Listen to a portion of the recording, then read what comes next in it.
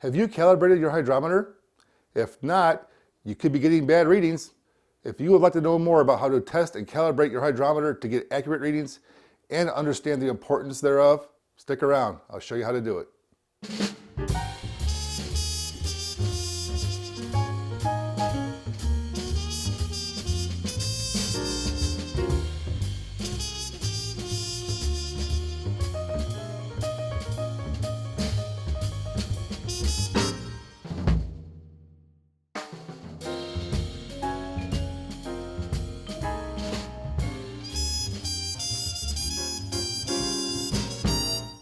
Hello everyone and welcome back. Have I got a story for you? In my last brew day, and several before that, going back to earlier this year, I noticed something odd. My hydrometer readings were low by a couple points, even after accounting for the volume differences between the designed and the actual volume measured. I take great pride in my brewing spreadsheet to make sure it's accurate and good to use for brewing, so this difference was really bothering me. After checking my spreadsheet for errors, there were none. I had to look elsewhere for the source of the problem. I've had to think long and hard about the difference between all the beers I've made for the past 18 years versus the batch I've made in the past few months. It was then that I realized there actually was a change. My hydrometer. I got a new one this year and I never calibrated it. So I immediately went to work testing my hydrometer, starting with a 1.000 reference solution in distilled water and also testing it in a 1.048 sucrose solution. My old hydrometer was fine, but my new hydrometer that I'd never actually checked, it was actually 2 points lower. It was reading 0.998. That was it. Those 2 points were the same 2 points that all my recent batches have been off by. After going back through my recent brew sheets and updating the values for that offset, my numbers came out more in line with what I expected. This prompted me to run another calibration process on all of my hydrometers. And this time I was going to be meticulous about it, at least as best as I can here in a garage. If you'd like to see what I did to test and calibrate my hydrometers, stick around and I'll show you what I did.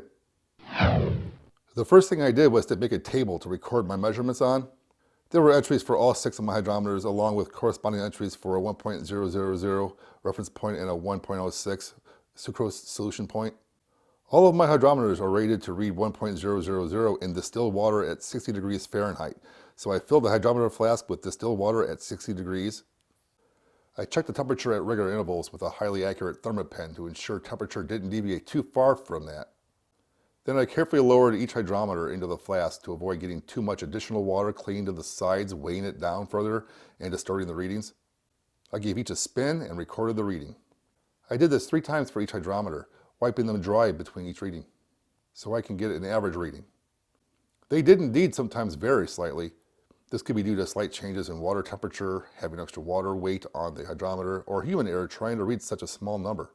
These homebrewing type hydrometers are generally only accurate to within plus or minus 2 points and are more difficult to read due to the closer line spacing between the numbers.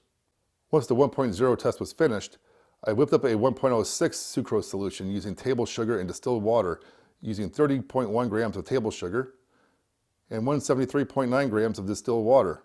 If you're wondering how I came up with that, I have a new hydrometer testing and calibration tab in my upcoming version 3 of my brewing recipe spreadsheet where you can input the desired sugar solution point, the amount of solution you want, and it will calculate how much sugar and water you need to achieve it. After mixing the solution, I verified the 1.06 reference point using a refractometer and began testing. Each hydrometer then went through the same battery of tests as before, taking multiple readings while being careful not to introduce any error that would throw off the readings. I recorded the results on the table and averaged them. The results were very interesting. A couple were right around 1.000 and 1.06, while some were a couple points low and others a couple points high. After finalizing the numbers, I recorded the actual 1.0 reference point values on the hydrometer cases themselves. I used some masking tape and a Sharpie. With this information, I now know whether I need to adjust my readings and how much of an offset value I need to use, which is the difference between the recorded value and 1.0. In the upcoming version 3 of my brewing spreadsheet, I added a field for this hydrometer offset correction value in the Brewhouse Setup tab. It'll adjust the hydrometer readings on the recipe sheet based on your offset value and the temperature of the sample. You may be wondering why all the fuss about a couple gravity points. Well, let me show you some math. Here's an example from something I brewed recently. In it, my expected pre-boil, original, and final gravities are shown. Let's say that my measured values exactly match the recipe. Woohoo, right? Well, here are the resulting outputs from that recipe showing extract efficiency, apparent attenuation, IBUs, and ABV. However, if my hydrometer is low by 2 points, the results are this. Not a whole lot of difference, granted, and the beer is likely to be just fine. However, if you're trying to zero in on a repeatable recipe, or trying to clone or copy another person's recipe, this sort of thing can drive you nuts trying to figure out what's going on, and even causing you to keep tweaking your grain bills to get it right. Or just as bad, you think your numbers are right on the money, yet they really aren't, and maybe the beer might taste a little different as a result. And that's the importance of testing and calibrating your hydrometer, to know what you actually have. But don't worry about it too much. Home brewing is a hobby, and hobbies are meant to be enjoyed, not stressed about. I hope you found this video helpful. If so, leave me a comment down below as to how, and while you're down there, hit that thumbs up button because I like likes. If you're a new viewer, consider subscribing to my channel. I make how-to, review, and recipe videos on both home brewing and cooking, indoors and out. Thank you everyone for your time. Your support really means a lot to me, and I will talk to you all again next time. Thanks for watching. Be sure to check out other videos on my YouTube channel, and don't forget to subscribe.